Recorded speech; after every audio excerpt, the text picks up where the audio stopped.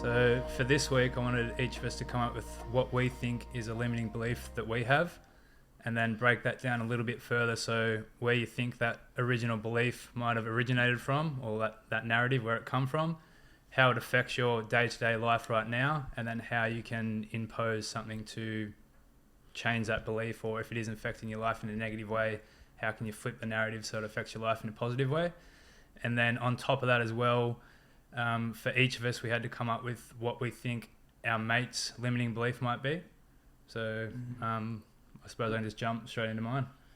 Go for it. Go nuts. So I'll tell the story of when I was an engineer. I worked for a large corporate company, and I was very blessed that they had a massive training budget, and it was Are You OK Day.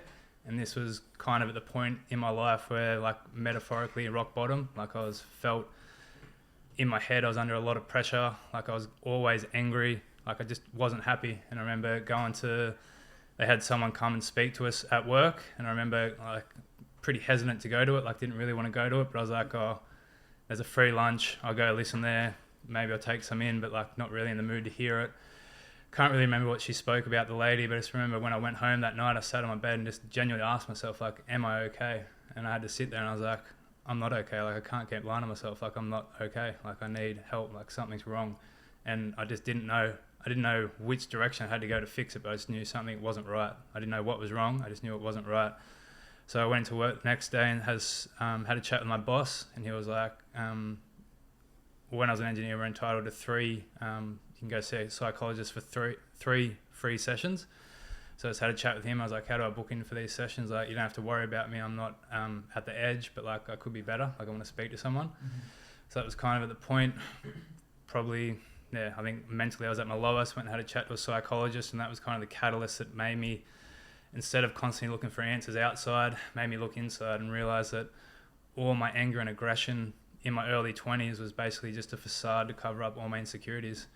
So that was kind of what got the ball rolling then. And then from there, I've kind of been on a quest to try, just get my mental health as good as I can. So as part of that, I started reading a lot of books and started realizing that a lot of my beliefs in my head, I was like, where did this even come from? Do I even believe this? Is this even real? How is this serving me? Like, how could I get better? So from there, that was about 5 or 6 years ago. So from there, I've done a lot of work to get to where I am. And I reckon the 3 limiting beliefs that I'm struggling with the most at the moment are I need a reason to be happy. I've got a lone wolf mentality and self-love. So I'll elaborate on those a little bit more. So I need a reason to be happy. Like growing up as a kid, it was almost like for me to receive love, I had to achieve something external. So it always felt like my happiness was attached to external achievements. So in my head, I would not be happy until I did achieve something external. So that was kind of how it felt like I received love from my parents. Mm-hmm. So it was almost like for me to be 100% going after whatever goal that I was, it was like I would restrict myself from being happy until I achieved that goal. So I'd be more focused on it. But the downside of that is you're constantly miserable until you achieve the goal. You're happy for 2 seconds and then you go back to being miserable almost. Mm-hmm. So it's almost like the metaphor for life is like enjoy the journey. Now that I realize it's like be happy and achieve your goals. Don't wait until you achieve your goals to be happy, which sounds probably pretty cliche, but it has, like, in my mind, that has such a detrimental effect to my happiness. If you don't mind me asking, what was the kind of the reward for achieving the goals, and what were the goals that you felt like validated you? Well, anything. Like growing up as a kid, I raced motocross professionally, so it was kind of like my happiness was achieved through results through sport only. Like if I won, I was happy. If I didn't win, I would make myself angry so that I was focused on winning more. And did you feel like that was reinforced, like parents being happy when you're winning, or definitely everything, like even like marks at school, like all those kind of things. It kind of just, that's how at a young age I developed that. And as I got older, I realized like it's not serving me at all. And I was flicking through a book the other day, and I wrote down my first limiting belief as I need a reason to be happy. And I was flicking through a book that I read like 2 years ago, and the first page that I flicked to, I had an underline, and this is what the underline was: make feeling good your expectation. You don't need a reason to feel good, you're alive. You can feel good for no reason. And that was the first page I flicked to. I was like, damn, that sums it up so well. Yeah. Can I just mention something that firstly, I want to say the way you articulated the start of that was moving. Like, for me to sit there and hear that, I connected with that, and it's made me think deeper about what even I wrote down today. But just what you're talking about there, I think so many people would relate to this feeling of needing to achieve, needing to have, to be truly happy.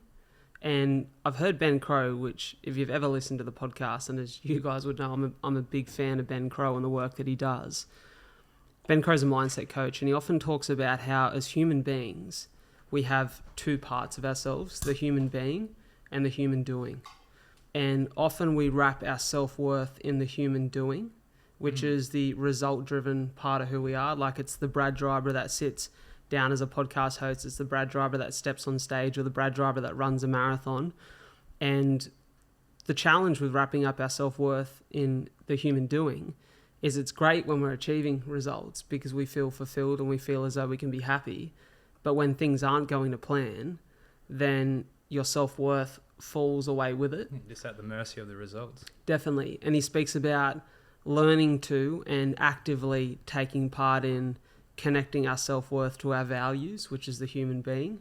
And that's been a huge learning curve to me. But as you know, as I'm sitting here hearing you say that, Phoons, I recognize that element in what you said so simply but so beautifully. Yeah, well, definitely what you're saying then summarizes exactly what I'm saying. Like, my happiness was attached to something external that's somewhat out of my control. I do have control over it, but I don't have complete control over it. So it's like I'm basically stressing over stuff that I don't have full control over. Yeah. Yeah. So what you just said there, Brad, like aligning to your values. I'm thinking out loud. So as I just mentioned, you know, one of my core values is honesty. So you can't really do honesty. You have to be honest. For sure. So I like that. So it's like I'm doing honesty. Like, I'm doing more honesty. No, you're not really. You can't human do honesty. As a human being, I can just be honest. Perfectly and that's said. in my control. Yeah, You know, I like that. Like, if you're living in line with your values when you go to bed at night, whether you're won or lost at whatever you're trying to achieve external, if you've lived in line with your values, you can go to bed at night, put your head on the pillow, and you've done as good as you can. Yeah, You should be happy. Is that McConaughey quote right? An honest man's pillow is his peace of mind.